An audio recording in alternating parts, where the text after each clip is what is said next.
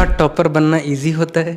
तो मेरे को पता भी नहीं था कि नीट का पेपर क्या होता है। मेरे को क्लास में जब मैं यहाँ पहली बार आया तब मेरे को पता चला कि नीट का पेपर 720 नंबर का होता है। मार्किंग 4 नंबर मिलते हैं, -1 मार्किंग भी होती है कोई। इस साल का पेपर को लेके बहुत सारे लोग प्रिडिक्ट कर रहे थे कि इस साल का टॉपर के कितने मार्क्स आने वाले, कि टॉपर कहाँ से बनने वाला है। जब आप पहली बार अपना ऑल इंडिया रैंक 1 देखे तो रिएक्शन क्या था उस टाइम का? तो अपने आप को कैसे, डिस्ट्रैक्शन को कैसे दूर रखा अपने आप को? कई बार क्या होता है, स्टूडेंट सोशल मीडिया के बहुत एडिक्टेड होते हैं, रील्स वगैरह बहुत स्क्रॉल करते हैं। कई बार क्या होता है, बच्चे किसी गलत आदत के चक्कर में पड़ जाते हैं, तो उस पर कैसे कंट्रोल करें बच्चे, और अपने आप को उस चीज़ से कैसे अवॉइड किया आपने? मैं अगर सच बताऊं तो मैं भी थोड़ा बहुत डिस्ट्रैक्ट हो गया था। मेरे को भी यूट्यूब पे शॉर्ट्स देखने की आदत लग गई थी। लेकिन अच्छा, टॉपर का कोई अलग से डेली रूटीन रहता है? आपका डेली रूटीन क्या था? ये वेब सीरीज़ वगैरह नेटफ्लिक्स का भी ज़माना चल रहा है, तो इन सब में इन्वॉल्व थे क्या आप? मैंने फिजिक्स चालू की तो शुरू के 20-25 मिनट में मैंने 15-20 क्वेश्चन अटैम्प्ट करने की कोशिश की, जिसमें से मुश्किल से 10-12 क्वेश्चन हुए। तो कहीं ना कहीं अब ऐसे में अपने आप ही प्रेशर आ जाएगा। मॉरल डाउन हो गया होगा? बिल्कुल सर। 3 घंटे का पेपर है, आधा घंटा मैं ख़राब कर चुका हूँ, इतने क्वेश्चन मेरे से नहीं हुए हैं। उन स्टूडेंट को क्या मैसेज देना चाहते हो जिनका पेपर बहुत ख़राब गया, वो प्रेडिक्ट भी नहीं किया था किसी ने कि पेपर इतना टफ आएगा? उनको क्या मैसेज देना चाहोगे जिनके मार्क्स इस बार बहुत कम आए? बड़ा फिजिक्स की एनसीईआरटी, मतलब ज़्यादातर बच्चे ये गलती करते हैं, फिजिक्स केमिस्ट्री की एनसीईआरटी को स्किप कर देते हैं। लेकिन मैंने उनके एक भी कंसेप्ट को स्किप नहीं किया। अगर आप गुरु कृपा में नहीं होते तो क्या आपका ऑल इंडिया रैंक बनाता? तो ऐसे में आप एक्सपेक्ट कर सकते हैं एक हिंदी मीडियम का मैं स्टूडेंट रहा हूँ। अच्छा, आप हिंदी मीडियम से थे? बिल्कुल सर। तो ऐसे में एक हिंदी मीडियम के स्टूडेंट के लिए, जिसको बिल्कुल पता ही नहीं नीट के बारे में, बहुत ज़्यादा डिफ़िकल्टीज आई। दोनों सब्जेक्ट में आपके लिए डिफ़िकल्ट कौन था? मेरे लिए सर बायोलॉजी सबसे ज़्यादा डिफ़िकल्ट थी, क्योंकि देर अगर मैं शॉर्ट्स देखता भी था तो मेरे को थोड़ी देर बाद याद आ जाता था कि नहीं, मैं गलत ट्रैक पर जा रहा हूँ। इसलिए अपने आप को कंट्रोल तो हमें खुद ही करना पड़ेगा। आप रूम में अकेले हैं, फ़ोन चला रहे हैं, तो कहीं ना कहीं कोई आपको कहने वाला नहीं है। तो उस दौरान आपके अंदर से ये आवाज़ आनी चाहिए कि नहीं, परेशान तो मैं सुबह से इतने इंटरव्यू हो रहे हैं, परेशान तो हो ही रहा हूँ, लेकिन कहीं ना कहीं खुशी भी बहुत ज़्यादा हो रही है, क्योंकि ये कहीं ना कहीं इसी दिन के लिए मेहनत की थी। नीट में मतलब जो भी बच्चे प्रिपरेशन कर रहे हैं, सबका सपना यही होता है ना कि AIR 1, और इतने लाखों 22-23 लाख बच्चों ने पेपर दिया, और उनमें से AIR 1 लाना कोई छोटी बात भी नहीं है। जी, नीट 2026 का पेपर भी डिफ़िकल्ट आता है, तो उन बच्चों को कैसे क्या मैसेज देना चाहोगे कि पेपर को कैसे सॉल्व करना चाहिए? पेपर देने के बाद बहुत सारे स्टूडेंट सेंटर से रो के निकल रहे थे, मतलब वो कह रहे थे इतिहास का सबसे डिफ़िकल्ट पेपर था इस साल का। कहें तो टीचर्स भी इस साल का पेपर सॉल्व नहीं कर पा रहे, तो आप अपना पेपर कैसे सॉल्व किया? आपको पता कैसे चला कि यार ये पेपर इतना डिफ़िकल्ट है, कैसे इसको सॉल्व करना है? हे गाइस, स्वागत है आपका मेरे चैनल पे। तो गाइस, आज मेरे साथ हैं नीट 2025 के ऑल इंडिया रैंक 1। भाई, सबसे पहले तो बधाई हो आपको, इंडिया में इकलौते आप डायमंड हो जिनका इस साल ऑल इंडिया रैंक 1 आया है, जिनका 686 मार्क्स आया है। पहली बार previous year all India rank 1 पे 17 स्टूडेंट थे, और इस साल ऑल इंडिया रैंक 1 पे सिर्फ आप इकलौते स्टूडेंट हो। तो भाई, कैसा फील होता है ऑल इंडिया रैंक 1 लाने के बाद? बहुत अच्छा लग रहा है सर। मैंने 3 साल मेहनत की थी गुरु कृपा करियर इंस्टीट्यूट में, तो उसी का मेरे को इतना अच्छा रिजल्ट मिला है, तो बहुत खुशी हो रही है। अच्छा, पेपर देने के बाद बहुत सारे स्टूडेंट सेंटर से रो के निकल रहे थे, मतलब वो कह रहे थे इतिहास का सबसे डिफ़िकल्ट पेपर था इस साल का। कहें तो टीचर्स भी इस साल का पेपर सॉल्व नहीं कर पा रहे, तो आप अपना पेपर कैसे सॉल्व किया? आपको पता कैसे चला कि यार ये पेपर इतना डिफ़िकल्ट है, कैसे इसको सॉल्व करना है? देखो, जो मतलब 3 साल मैंने मेहनत की थी वो सिर्फ उन 3 घंटे के लिए की थी जिसमें मेरा नीट का पेपर होता है। तो 3 घंटे का टाइम बहुत ज़्यादा क्रिटिकल होता है। मैंने इस बार सबसे ज़्यादा टिपिकल और हार्ड पेपर फिजिक्स का ही था। तो फिजिक्स सबसे पहले मैंने अटैम्प्ट भी फिजिक्स ही की। मेरा जो पेपर का कोड था वो 45 था, और उसमें पहला क्वेश्चन बहुत टफ था। हाँ जी, 45 कोड में जितने भी फिजिक्स के हार्ड क्वेश्चन थे वो शुरू के 20-25 में ही थे। और इवन जो पहला नंबर क्वेश्चन था वही फ्लूइड एक टॉपिक, उससे सरफेस टेंशन का था, वो तो मेरे से लास्ट तक हुआ ही नहीं था। मैंने जो एक क्वेश्चन छोड़ा है पूरे पेपर में, वही क्वेश्चन मैंने ऐसा है जो मैं अटैम्प्ट ही नहीं कर पाया। तो जब मैंने फिजिक्स चालू की तो शुरू के 20-25 मिनट में मैंने 15-20 क्वेश्चन अटैम्प्ट करने की कोशिश की, जिसमें से मुश्किल से 10-12 क्वेश्चन हुए। तो कहीं ना कहीं अब ऐसे में अपने आप ही प्रेशर आ जाएगा। मॉरल डाउन हो गया होगा? बिल्कुल सर। 3 घंटे का पेपर है, आधा घंटा मैं ख़राब कर चुका हूँ, इतने क्वेश्चन मेरे से नहीं हुए हैं। लेकिन तब मैंने अपने टीचर्स की बात को याद किया, उनकी गाइडेंस को याद किया, और मैं फिजिक्स स्किप करके मैं केमिस्ट्री पर चला गया। मैंने केमिस्ट्री अच्छे से की, मैंने बायो अच्छे से की, और मैंने वो बहुत ज़्यादा जल्दी में की टाइम बचाने के चक्कर में। और कहीं ना कहीं इसी वजह से मेरे एक सिली मिस्टेक केमिस्ट्री में, जो मेरा एक क्वेश्चन गलत है वो मेरी कैलकुलेशन मिस्टेक की वजह से ही गलत है, और बायो में भी मेरी एक आधी सिली मिस्टेक हो गई। तो कहीं ना कहीं टाइम बचाने के चक्कर में मेरी सिली मिस्टेक हुई, लेकिन मैंने वहाँ पे अपना बहुत ज़्यादा टाइम बचाया, और उसके बाद वो टाइम मैंने वापस फिजिक्स में लगाया, और उसमें मेरे से ज़्यादातर क्वेश्चन हो गए। अच्छा, फिजिक्स के क्वेश्चन अटेम्प्ट करने में आपको कितना टाइम लगा था? सर, मेरे को बहुत ज़्यादा टाइम लगा था। एग्जैक्ट तो मेरे को याद नहीं, मैंने कम से कम आधा घंटा तो मैंने शुरू में लगा दिया था। और कितने क्वेश्चन में? शुरू के मतलब 15-20 क्वेश्चन तक मैं पहुंचा था, उसमें से मेरे से हुए तो कोई 7-8 क्वेश्चन ही थे, 9-10 के करीब। तो आधा घंटा तो मैं शुरू में लगा दिया था, उसके बाद लास्ट के भी 45 से 50 मिनट ही मैंने फिज़िक्स में लगाए थे, तो फिज़िक्स में बहुत ज़्यादा टाइम लगा था मुझे। बायोलॉजी में कितना टाइम लगा था? बायोलॉजी में कोई मैंने 45 से 50 मिनट के अंदर करने की कोशिश की। केमिस्ट्री में? मतलब बचा टाइम केमिस्ट्री में ही मान लो आप।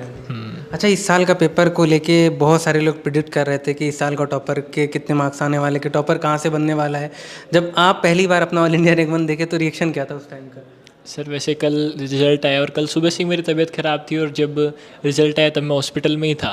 तब अचानक योगेंद्र सर का फ़ोन आया और उन्होंने मेरे को ये खुशखबरी दी कि मेरी रैंक फर्स्ट आई है, तो बहुत ज़्यादा खुशी हो रही थी। लेकिन तब थोड़ा स्वास्थ्य ख़राब था, और तभी मैं अचानक सेलिब्रेट करने के चक्कर में थोड़ा स्वास्थ्य और ज़्यादा ख़राब हो गया, लेकिन खुशी बहुत ज़्यादा हो रही थी। अच्छा, उन स्टूडेंट को क्या मैसेज देना चाहते हो जिनका पेपर बहुत ख़राब गया, वो प्रिडिक्ट भी नहीं किया था किसी ने कि पेपर इतना टफ आएगा, उनको क्या मैसेज देना चाहोगे जिनके मार्क्स इस बार बहुत कम आए? बिल्कुल पेपर अनएक्सपेक्टेड था, क्योंकि कहीं ना कहीं हम अपनी प्रिपरेशन को PYQ से जज करते हैं। पिछले जो 3-4-5 साल से पेपर आ रहे हैं, हम उनके बेस पर ही अपनी प्रिपरेशन करते हैं। तो ऐसा पेपर तो पिछले कई सालों से आ ही नहीं रखा था। तो कई बच्चे ऐसे थे जो ये सोच रहे थे कि पेपर बहुत इजी आता है, और कहीं ना कहीं वो एक इजी पेपर के लिए अपनी तैयारी कर रहे थे, और ऐसे में एक हार्ड पेपर आ गया तो कहीं ना कहीं वो फेस नहीं कर पाए उस कंडीशन को। तो उनको मैं यही कहना चाहूँगा कि आप एक मौका अपने आप को और दीजिए। आप 2026 के लिए अच्छे से तैयारी कीजिए, और ऐसे में आपको पूरा सपोर्ट करने के लिए गुरु कृपा की टीम आपके साथ है। मेरा जैसे पूरा सपोर्ट किया, मेरे को Budania sir, Rajesh sir, Yogendra sir, इन्होंने मेरे को पूरा सपोर्ट दिया। तो ये आपको सपोर्ट देने के लिए 24 आवर्स ये आपके लिए रेडी हैं। आप बस यहाँ पर आओ, और जो भी गाइडेंस मिल रही है उसको ब्लाइंडली फॉलो करते चलो। अच्छा, अगर आप गुरु कृपा में नहीं होते तो क्या आपका ऑल इंडिया रैंक वन आता? सर बिल्कुल नहीं, क्योंकि मैं जब 10वीं करके मैं यहाँ पर आया, मेरी सिस्टर ने मेरे को कहा था कि मेरे को नीट की तैयारी करने के लिए जाना चाहिए, और तब तो मेरे को पता भी नहीं था कि नीट का पेपर क्या होता है। मेरे को क्लास में जब मैं यहाँ पहली बार आया तब मेरे को पता चला कि नीट का पेपर 720 नंबर का होता है। मार्किंग 4 नंबर मिलते हैं, -1 मार्किंग भी होती है क्वेश्चन गलत होने पर। ये सब चीज़ें मेरे को कोचिंग में आने के बाद पता चली। तो ऐसे में आप एक्सपेक्ट कर सकते हैं कि हिंदी मीडियम का मैं स्टूडेंट रहा हूँ। अच्छा, आप हिंदी मीडियम से थे? बिल्कुल सर। तो ऐसे में एक हिंदी मीडियम के स्टूडेंट के लिए, जिसको बिल्कुल पता ही नहीं नीट के बारे में, बहुत ज़्यादा डिफ़िकल्टीज आई। लेकिन मेरे को कभी उन डिफ़िकल्टीज़ को मेरे पर हावी नहीं होने दिया। मेरे यहाँ पे टीचर्स ने, मेरे मेंटर्स ने और मेरे पेरेंट्स ने, तो उन्होंने मेरे को पूरा सपोर्ट किया, और मैं उनकी हर बात को मानता चला गया। अच्छा, स्टार्टिंग में जब आए थे तो आप पहले टेस्ट दिए होगे, आपका कितने मार्क्स आ रहे थे टेस्ट में? शुरू में जब मेरा 11th का फर्स्ट माइनर था, मेरे को आज भी याद है, उसमें मेरा स्कोर 615 था पहले पेपर में? हाँ जी सर। यार, मेरा आप तो पहले से पढ़ने में तेज हो। 615 स्कोर सर। वैसे मतलब जो पहला माइनर होता है ना, मतलब जैसे सिर्फ फिर वो तो सबका आ जाता है। 10-15 दिन, तो अगर आप कंपेयर करें तो आज के टाइम में अगर आप जाके देखें क्लासरूम्स में, तो 615 पे भी आपको पहले माइनर में, क्योंकि पहले माइनर में टॉपिक क्या आते हैं, बेसिक मैथ्स आती है, और मतलब बहुत बेसिक सी चीज़ें आती है शुरू के 10-15 दिन में। तो 615 बहुत कम स्कोर होता है। आप अगर आज भी देखें, तो अगर आप किसी बैच में भी देखें, तो किसी फेज में, जैसे हमारे यहाँ पेपर होते हैं फेज वाइज, तो उसमें आप 615 पे रैंक आपको 200-250 के करीब मिलेगी, और वहाँ से एक अच्छी रैंक पर आना, उसमें मेरे को बहुत ज़्यादा डिफ़िकल्टीज आई थी। अच्छा, तीनों सब्जेक्ट में आपके लिए डिफ़िकल्ट कौन था? मेरे लिए सर बायोलॉजी सबसे ज़्यादा डिफ़िकल्ट थी, क्योंकि 2 साल में मैं फिज़िक्स केमिस्ट्री पे तो अच्छे से ध्यान दिया मैंने, लेकिन बायो के क्वेश्चन प्रैक्टिस करने में मैं कहीं ना कहीं पीछे रह गया, और उस कमी को मैंने अपने तीसरे साल में दूर किया। फिज़िक्स को कैसे पढ़ते थे आप? फिज़िक्स को सर मेरे को सेमिनार नहीं, एक चीज़ मैं आपसे पूछना चाहता हूँ, जैसे इस बार के फिज़िक्स का पेपर बहुत डिफिकल्ट था, बहुत ज़्यादा डिफिकल्ट था, कहीं तो कुछ टीचर भी सॉल्व करने में बहुत टाइम लगा दिए। तो अपना बेस कैसे स्ट्रॉन्ग किया आपने, और पेपर में इतना अचानक से इतना टफ पेपर देखने के बाद अपना मोरल, या फिर कहें कि अपने आप को कैसे संभाला उस पेपर को सॉल्व करने के लिए? अगर मैं प्रिपरेशन की बात करूं तो सबसे पहले मैंने यहाँ पे अपने जो नोट्स प्रोवाइड हुए, मैंने उन नोट्स को अच्छे से किया। उसके बाद जो मेरे को यहाँ पे मॉड्यूल मिले, उसमें कई सारे क्वेश्चन थे, मैंने उन क्वेश्चंस को अच्छे से किया। उसके बाद मेरे को यहाँ पे समर्थ नाम की बुकलेट मिली। मैं अगर आपको सही बात बताऊँ तो इस समर्थ जो बुकलेट थी, इसको मैंने बहुत अच्छे से सोल्व किया था।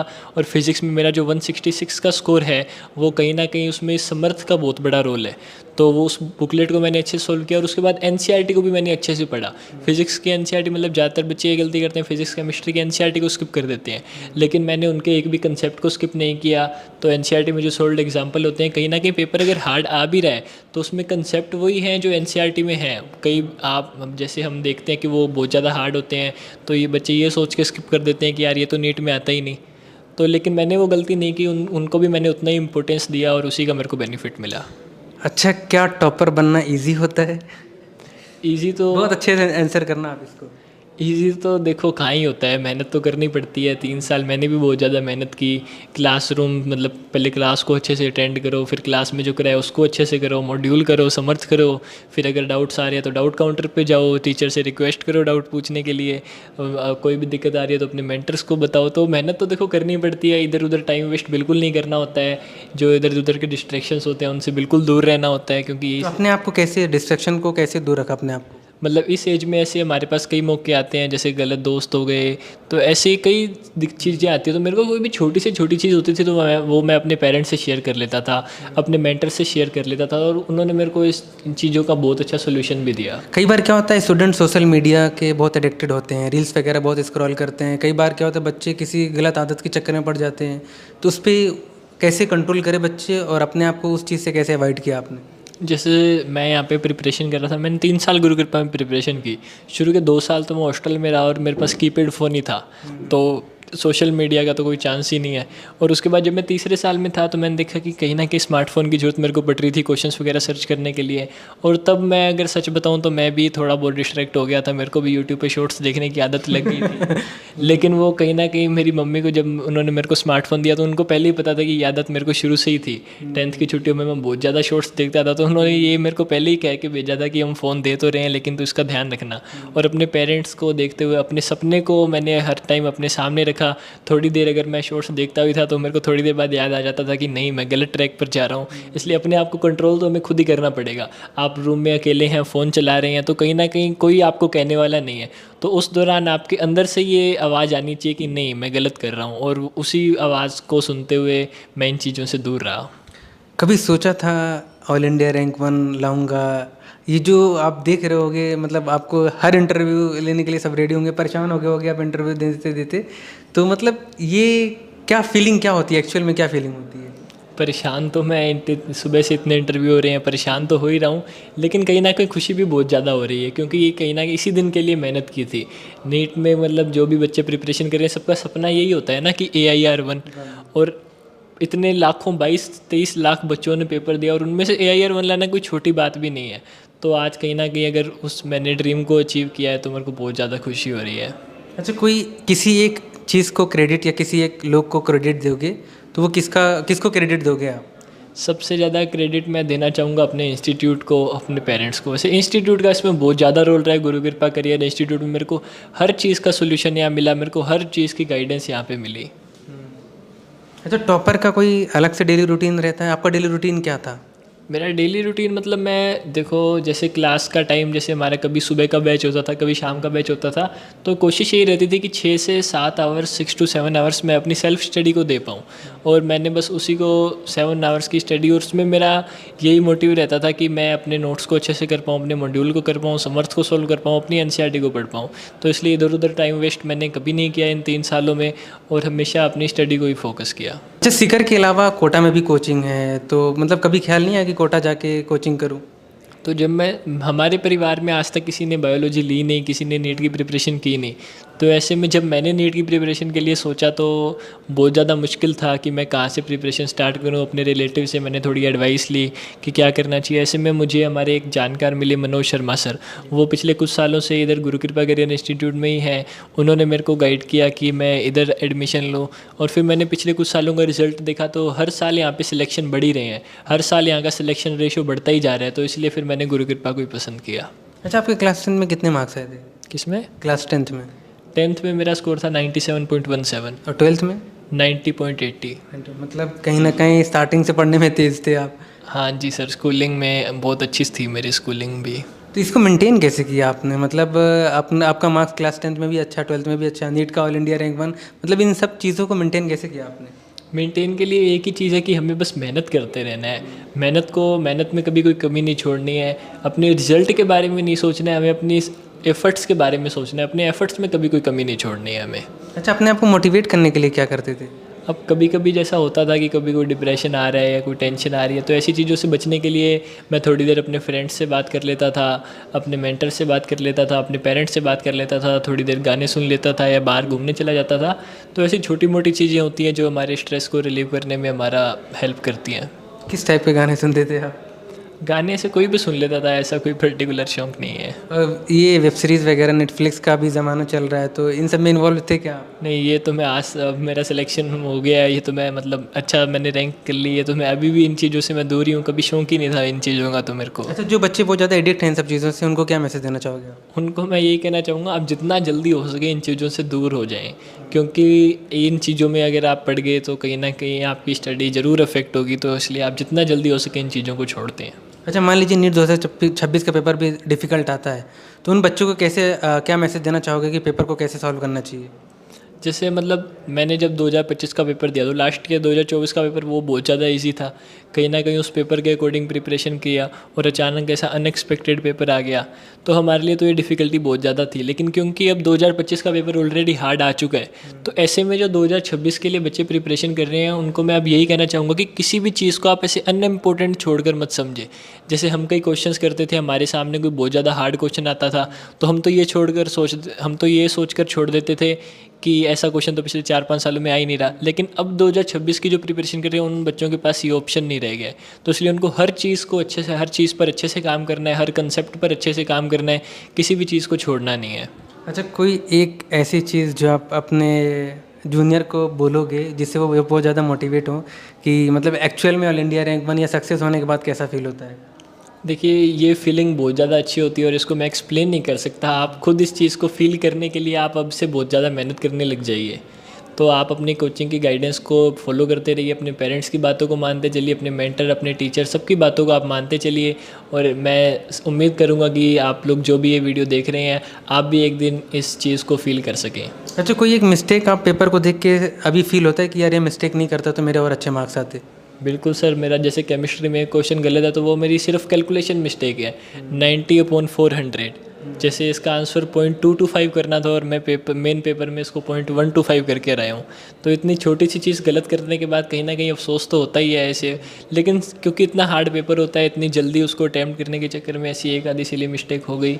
लेकिन जो हो गया आप क्या ही कर सकते हैं। थैंक यू सो मच, बहुत अच्छा लगा आपसे बात करने के लिए।